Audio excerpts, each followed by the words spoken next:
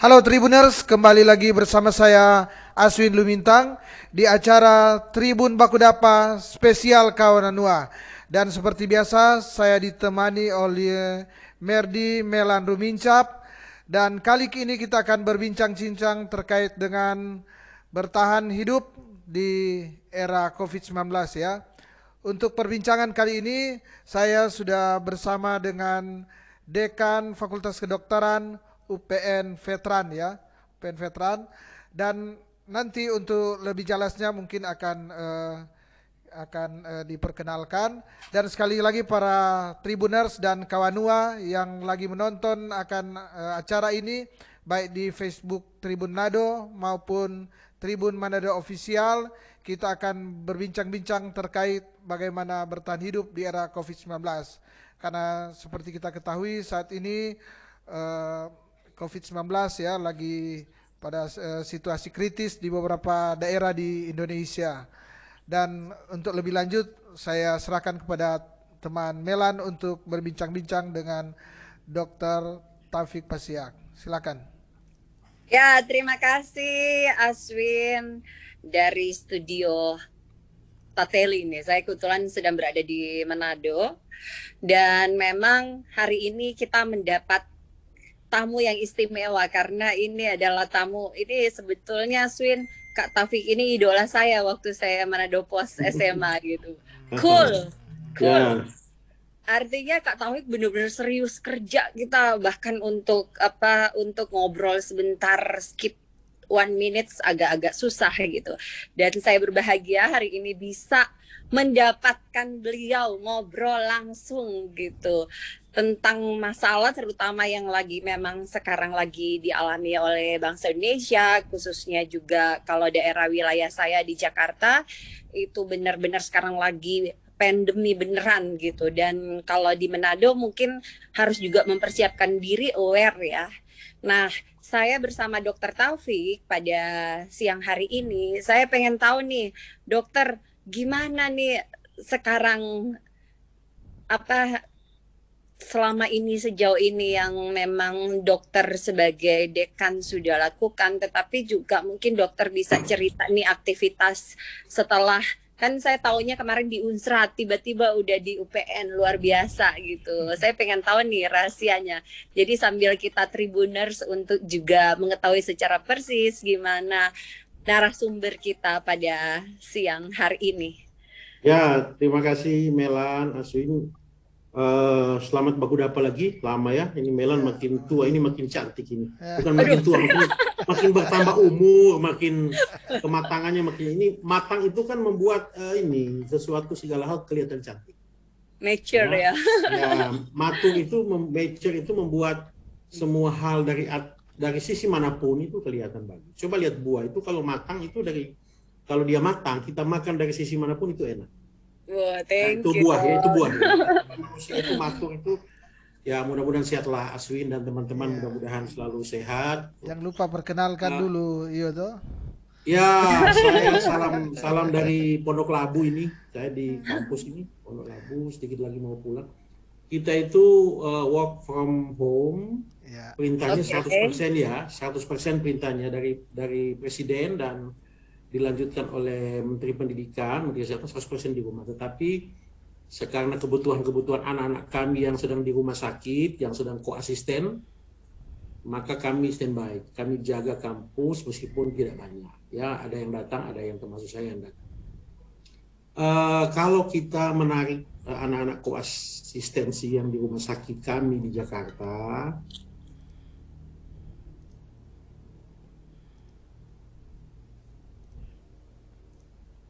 Suara hilang.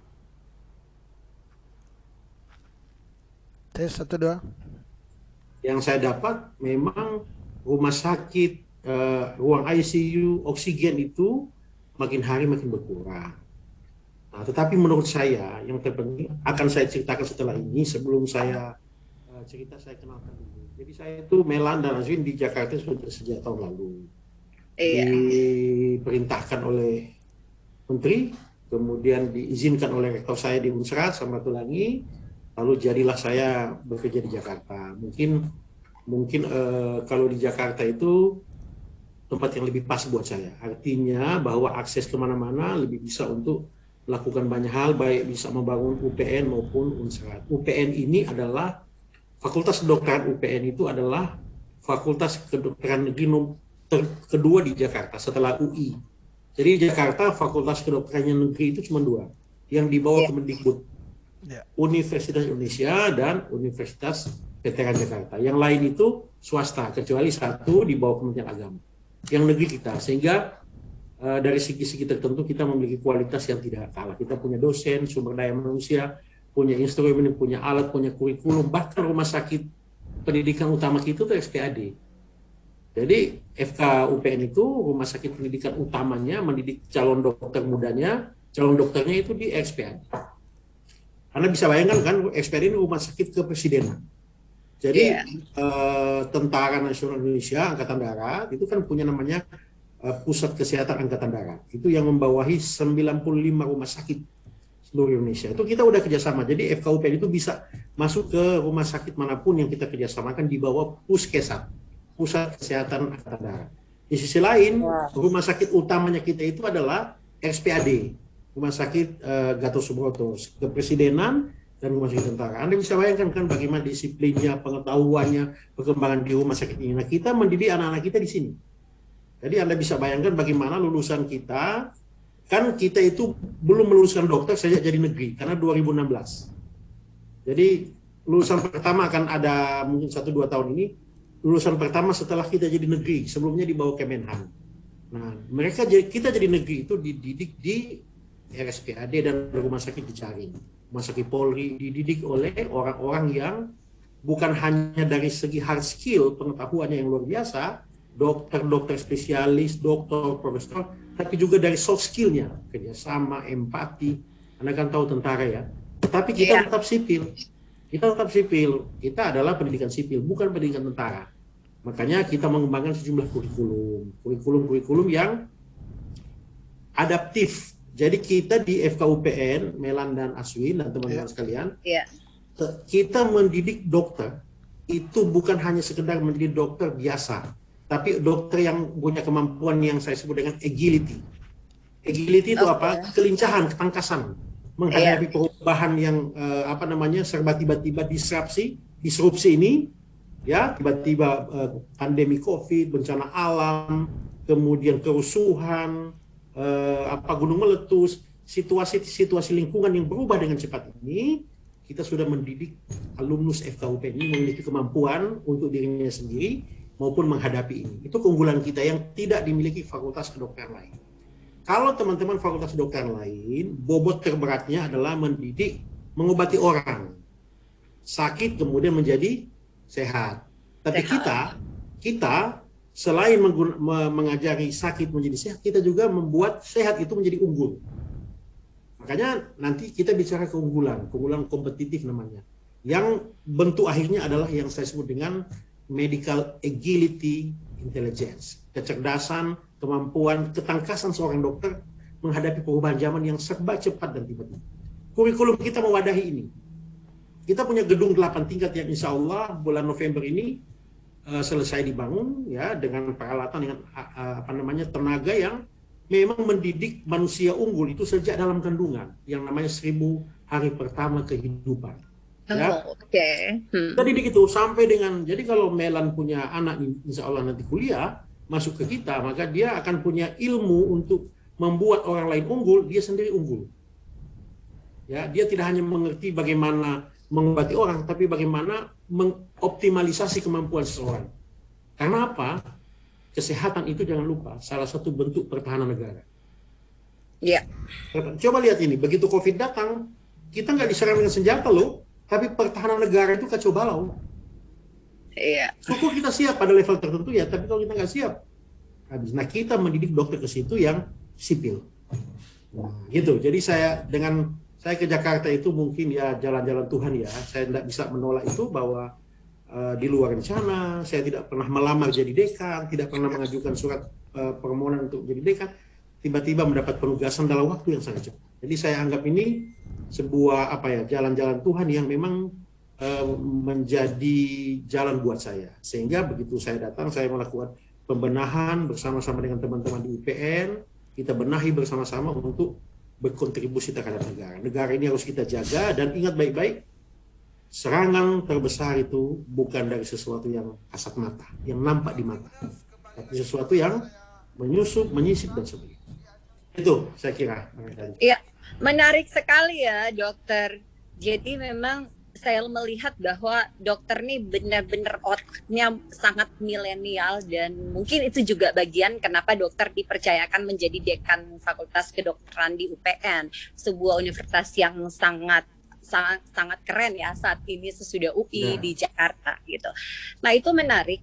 Jadi yang tadi memang manusia benar-benar diberikan kemampuan yang sangat maksimal, baik menjadi dokter tetapi juga baik menghadapi situasi gitu. Jadi shiftingnya begitu cepat. Dan saya melihat untuk seorang figur Dokter Taufik bisa mewujudkan itu gitu. Apalagi kalau untuk saat ini ketika corona atau pandemi dihadapi oleh masyarakat, ada sedikit kecemasan, termasuk mungkin saya ya, Aswin, kalau kemana-mana selain prokes, kita tuh benar-benar nggak bisa meng-aware diri sendiri gitu, karena merasa bahwa nanti dapat virus atau apa, keluarga kita gimana, semuanya gimana, dan kecenderungan ini juga yang membuat masyarakat tuh harus dididik untuk menghadapi segala macam hal, termasuk menghadapi pandemi seperti itu. Nah, Dokter Taufik, kira-kira sejauh ini persepsi-persepsi apa sih yang memang muncul tentang COVID yang banyak didengar di ibu kota, tetapi juga di daerah-daerah seperti Sulawesi Utara yang daerah wilayah kecil itu juga terdengar gitu. Seperti apa nih untuk sekaligus educate juga masyarakat? Persepsi yang muncul kan? Jadi begini ya, penyakit apapun yang menyerang manusia, terutama yang dari luar, itu dia menyerang 3 level sekaligus. Fisik, mental, spiritual. Penyakit apapun itu. Nah, pertahanan yang paling lemah itu fisik. Karena kalau fisik itu begitu diserang, orang jatuh sakit dengan gejala fisik. Ya, kalau kita lihat corona mungkin panas, gangguan dalam pernafasan, ya, gangguan di dalam temperatur tubuh, pokoknya prinsip intinya penyakit apapun yang menyerang, pertahanan terlemah itu adalah fisik. Karena fisik itu patuh pada hukum alam. Kalau sesuatu yang lebih kuat dari dia, ya, dalam hal volume, size, frekuensi, maka fisik akan melemah. Yang kedua, level kedua, dia menyerang mental. Mental ini baik jiwa maupun pikiran kita dia serang. Nah, tapi agak mendingan.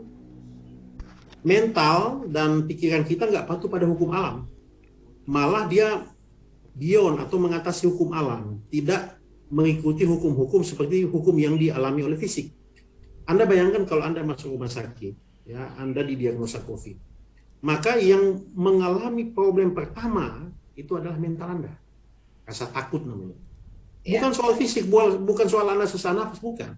Tapi Anda begitu didiagnosa COVID, ya, rapid antigennya positif, PCR-nya positif, ya, kemudian ada gejala-gejala klinik, maka yang menakutkan bukan gejala itu, tapi emosi Anda, jiwa Anda menerima diagnosa ini. Ya, itu yang paling sering menimbulkan problem. Jadi begitu seseorang menderita, kita ambil contoh aja COVID, maka dia fisiknya mengalami masalah, mentalnya mengalami masalah. Apalagi dengan situasi pandemi, orang nggak tahu mau masuk rumah sakit di mana, oksigen ada tersedia enggak, di ruang ICU ada tempat, ada bed atau enggak, dan sebagainya. Tapi pertahanan terkuat itu adalah spiritual manusia, sesuatu yang di atas daripada mental. Karena apa? Kalau fisik dan mental manusia itu melawan sendiri. Tapi kalau dengan spiritualitas, dia melawan dengan 2 figur, dirinya sendiri dan sesuatu yang dia percaya. Entah itu Tuhan, entah itu apapun, dia melawan dengan 2. 2 pertahanan ini akan sangat kuat. Oleh karena itu, persepsi seseorang terhadap pandemi atau penyakit yang dialami itu bergantung pada 2 level terakhir. Mentalitasnya dan kemudian seberapa kuat dia punya daya tahan spiritualitas.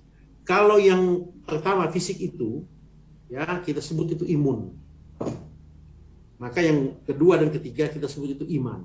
Makanya gugus COVID kan sekarang punya tagline, imun dan iman. Coba perhatikan baik-baik.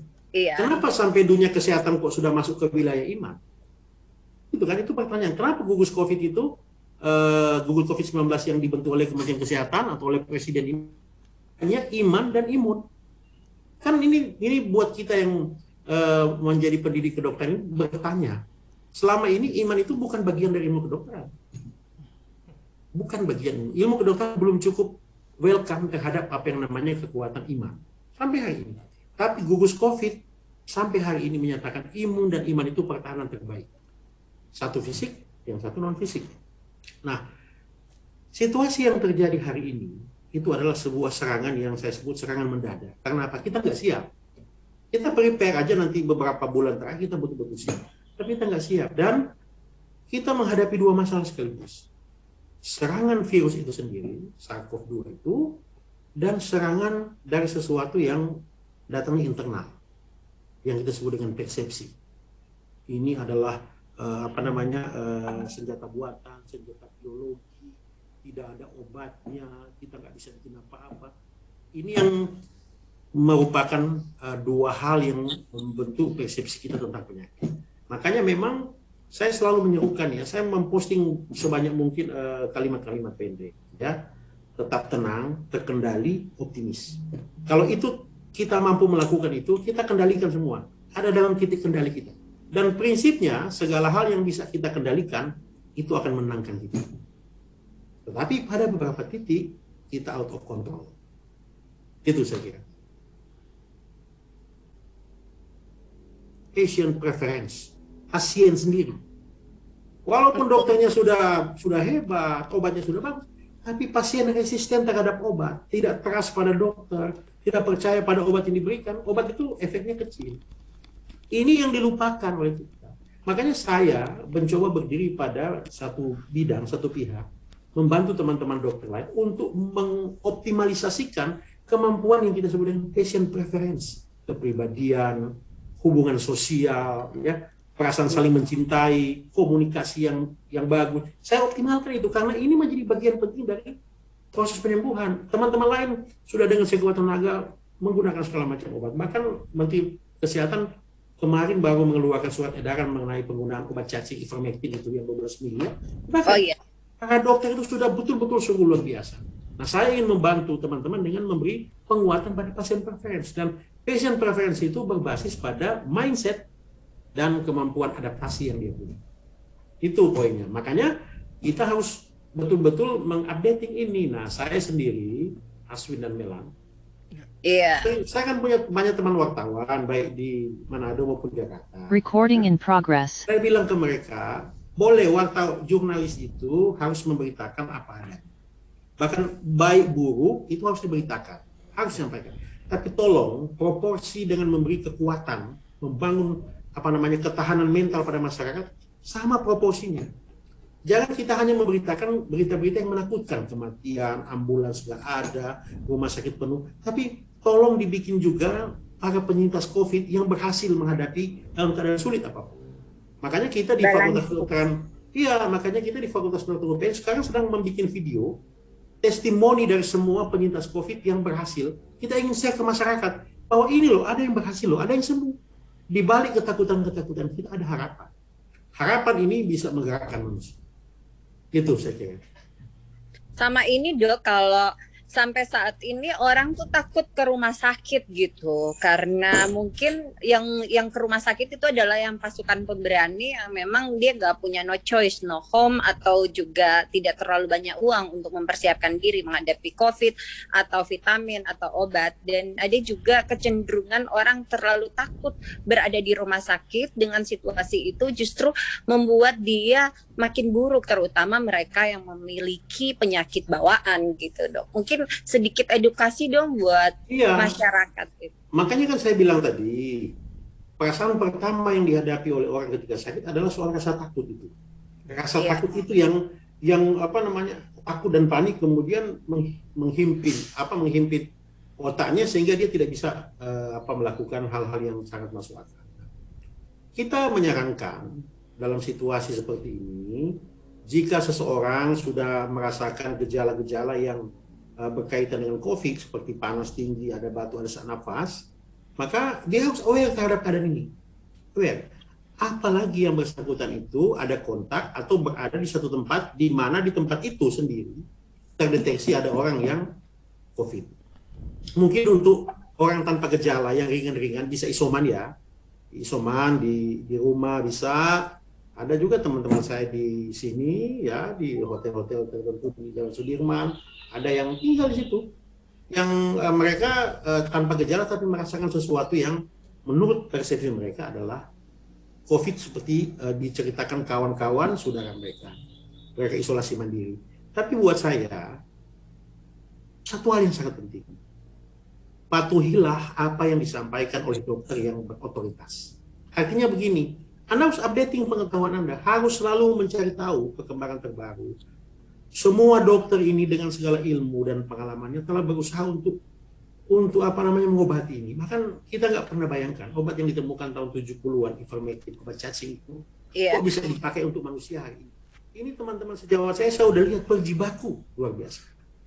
Ya, mereka habis-habisan. Teman-teman saya di Jakarta sini, dosen-dosen saya di UPN yang bekerja di rumah sakit, teman-teman saya di Manado, sejawat saya, itu luar biasa loh. Mereka itu berjibaku, habis. Kadang kalau Anda jadi kami, kalian jadi kami, kalian baru bisa merasakan bagaimana menghadapi satu situasi yang kita sendiri nggak tahu ini situasi apa. Kita hanya mampu membekali diri. Itu sebabnya saya bilang di mana-mana, 3M itu tolong diperhatikan baik. Itu kuncinya, poinnya. Ya, pakai masker. Apa sih susahnya Anda pakai masker? Pakai aja masker kok. Tidak usah berpikir untuk menyelamatkan orang lain, menyelamatkan diri Anda sendiri aja. Pakai masker. Sekarang ada surat edaran maskernya 2 lapis. Pakai aja yang terbaik lah. Lindungi diri Anda, 1. Kemudian selalu membersihkan tangan, mencuci tangan, hand sanitizer sebisa mungkin dibersihkan, dan tidak terlalu banyak memegang benda-benda yang diduga akan menjadi tempat penularan. Dan ketiga, menjaga jarak. Ini social distancing ini yang orang sering lupa. Karena nggak paham, orang berkerumun, makan bersama, pesta bersama, jalan bersama, kerumunan di mana, Anda nggak tahu itu sumber-sumber. Kalau ini aja kita patuh, ini selesai. Tapi kan mengedukasi ke masyarakat ini nggak semua orang. Ada orang masih menolak, masih ini. Tapi begitu mereka lihat saudara mereka kena serangan, tapi terlambat. Anda terlambat loh. Kalau ini Anda sadari dari dulu, aman Anda punya keluarga. Nanti udah masuk di rumah sakit, sudah menggap-menggap, nafasnya sudah mulai hilang, oksigen nggak ada, sampai meninggal baru Anda menyadari. Terlambat itu. Itu sangat terlambat. Ya, gitu. Ya. Dokter harus ke K8 tuh, K8 no social distancing. Di mana tuh K8? K8 di mana? Rumah kopi Manado sama beberapa wilayah yang saya lihat. Tahu kita di Jakarta, ya, sudah lama bentuk. Kalau di Jakarta distancingnya kelihatan, kalau di Manado mungkin karena orang rica-rica kawanua ya menganggap rica tuh udah bisa diselesaikan dengan COVID, udah di mix and match kali ya.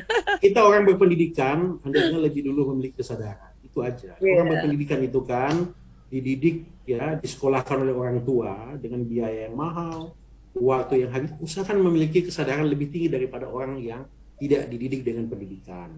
Itu penting sekali, karena kalau kita nggak paham, ada yang bilang begini, kan buktinya nggak apa-apa. Iya, kebetulan Anda nggak pernah. Kebetulan Anda. Sama dengan tsunami di Aceh. Orang bilang, wah, ada yang nggak kenal loh. Ada bilang, saya menaman kok. Tapi coba Anda lihat waktu 2004 Aceh itu, apa yang terjadi? Banyak yang mati. Tapi saya nggak apa-apa. Iya, kebetulan Anda tidak kena. Iya. Seperti COVID, kebetulan Anda tidak kena. Tapi ingat baik-baik. Bukan tidak mungkin satu waktu nanti ada orang yang Anda kenal yang kena COVID, yang mungkin diam-diam tiba-tiba udah dengar, sudah dikubur. Ini saya kasih contoh ya barusan kemarin dulu. Kawan saya Fabian Kaloh ya, yang DPR ya. Oh ya, Fabian ya. Ya, kita ber-WA tentang kawannya dari Jakarta yang tiba-tiba kena serangan COVID, meninggal di rumah sakit. Seorang dokter terkenal, nggak ada keluarga, anak istri di Jakarta. Bayangkan dalam keadaan sekarat, istri anak nggak ada, dikuburkan di Manado. Coba Anda bisa membayangkan situasi ini. Coba kita refleksi terjadi pada kita. Kita berharap nggak terjadi ya buat kita semua. Tapi cobalah berimajinasi dikit, bagaimana kalau giliran itu kena. Ini soal penyakit kan, COVID ini soal giliran. Digilir aja, mumpung kalau kita yang merasa oke, kebetulan kita belum kena. Atau barangkali ada faktor-faktor subjektif yang daya tahan tubuh lebih bagus, karena makan kita banyak, ya fisik kita, mungkin itu aja. Tapi Anda lihat di sekitar Anda, ada begitu banyak orang. Saya dapat kabar di Manado aja kasus meningkat. Di rumah sakit Awalui aja terjadi peningkatan kasus sehingga menambah ruangan perawatan. Manado loh. Jadi sudah betul, saya sepakat dengan edaran gubernur ya untuk ke Manado itu. Aduh, mudah-mudahan saya bisa pulang juga ini. Untuk PCR, kemudian imun. Saya setuju itu.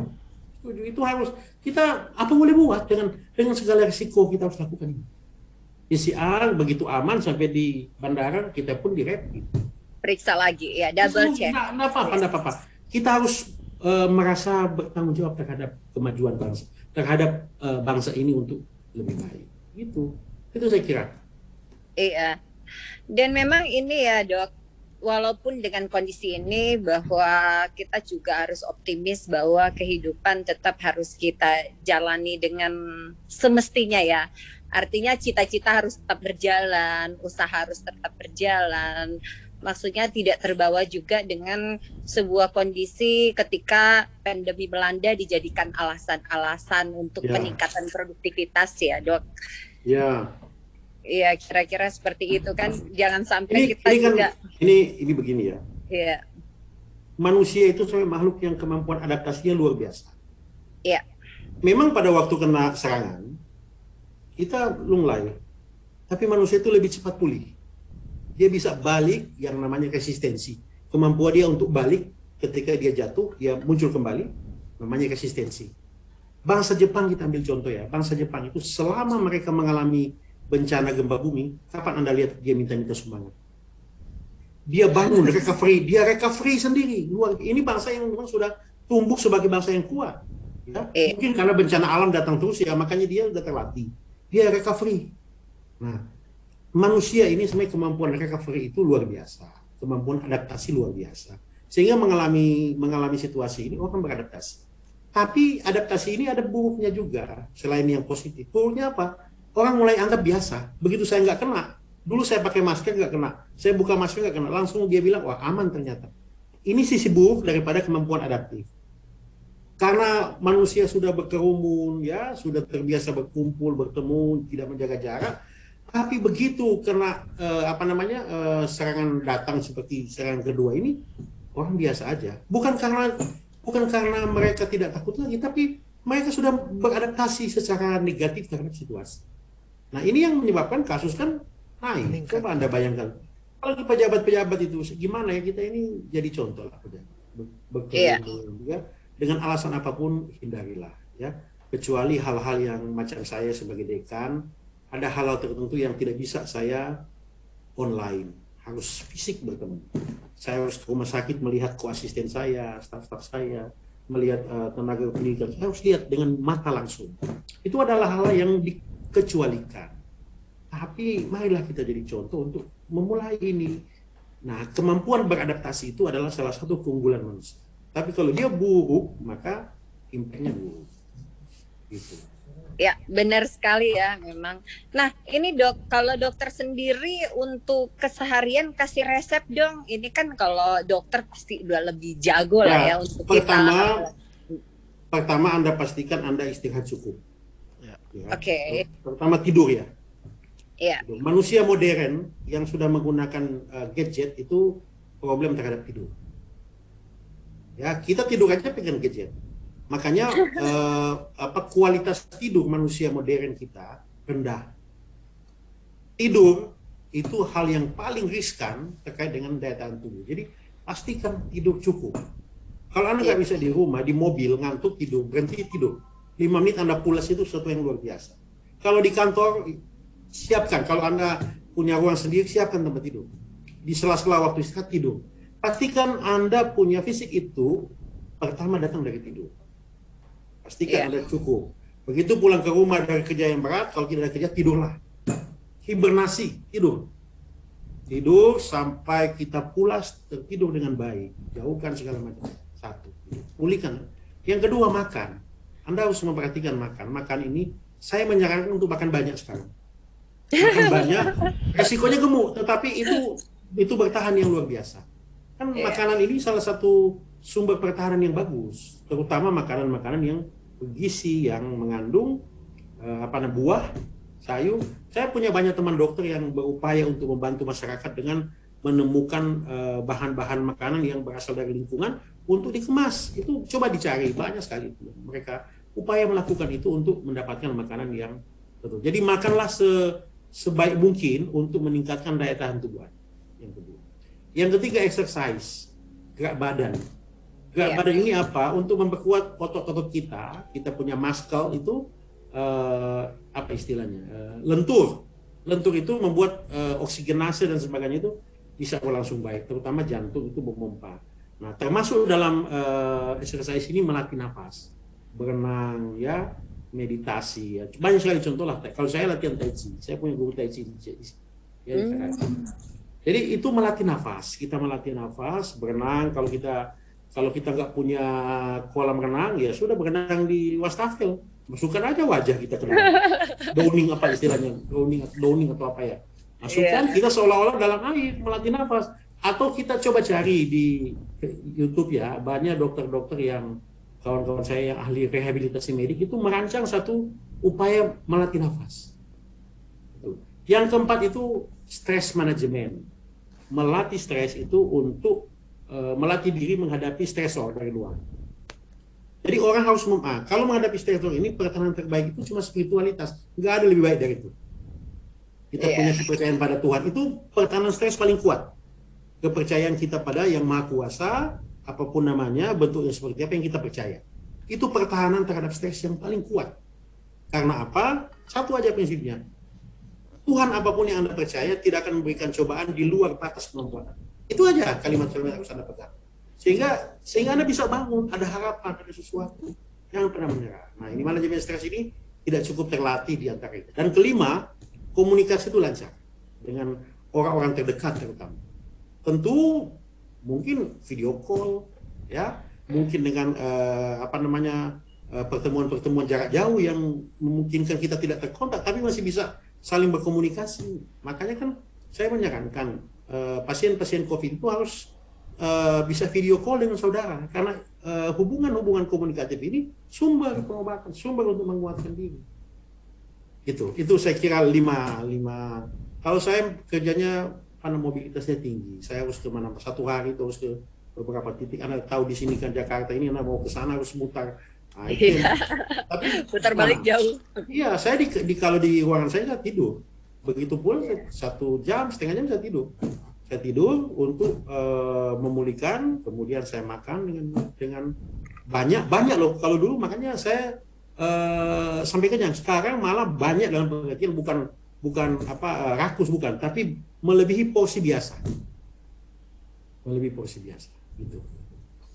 Itu yang luar biasa, dan ini memang benar-benar resep yang saya rasa mudah untuk kita ikutin. Dan hari ini bukan cuma 3 SKS ya dokter, tapi 6 SKS nih ya.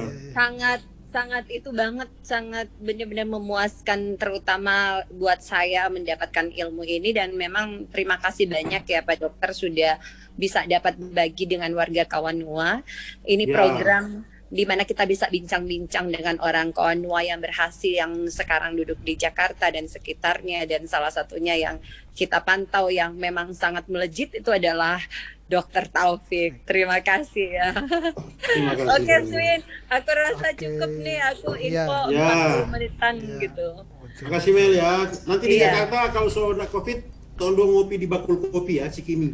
Siap. Tapi tanpa situasi situ. Tapi kalau sudah selesai COVID. Dengan senang hati. Kalau enggak saya temuin di kampus dengan jarak boleh, ya. Siap. Dokter boleh ya. Ya, siap. Swin, ada pertanyaan atau pamungkas dari kamu? Tidak ada, pas ya. Demikianlah acara Tribun Bakudapa pada saat ini, dan saya Aswin Lumintang mengucapkan terima kasih kepada Dr. Taufik Pasiak ya, selaku Dekan Fakultas Kedokteran UPN Veteran Jakarta ya, yang sudah memberikan banyak tips ya kepada kita bagaimana bertahan hidup di saat COVID seperti saat ini. Dan saya juga mengucapkan terima kasih dari Merdi Melan Rumincap ya, dari Kawanua Sulawesi Utara di Jakarta. Dan seperti kita ketahui bahwa acara ini terselenggara atas kerjasama antara Tribun Bakudapa dan Kawanua. Dan semoga apa yang kita perbincangkan tadi boleh bermanfaat bagi para Tribuners dan bagi para Kawanua yang menyaksikan akan acara live ini yang disiarkan lewat Facebook Tribun Manado maupun YouTube Tribun Manado Official. Dan sekali lagi saya mengucapkan terima kasih kepada seluruh Tribuners, mata lokal menjangkau Indonesia.